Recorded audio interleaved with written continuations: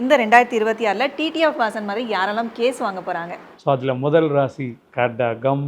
இப்போ ராசியில் 2ஆம் இடத்துல கேது உட்காந்துருக்காரு.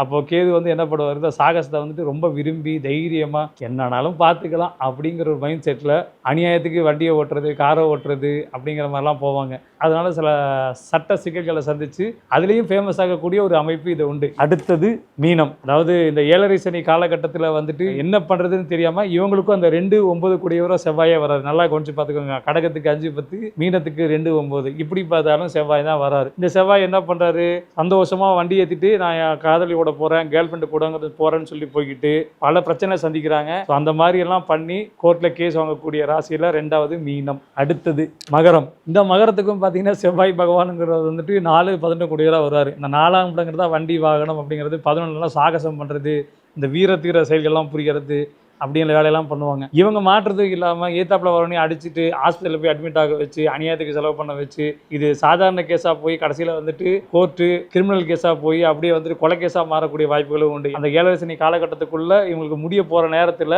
கடைசியாக ட்ரங்க் அண்ட் டிரைவ் அப்படிங்கிற கேஸுக்குள்ளே உள்ளே போகக்கூடிய வாய்ப்புகளும் நிறையா இருக்குது. பார்த்து சூதானமாக இருந்துக்கோங்க.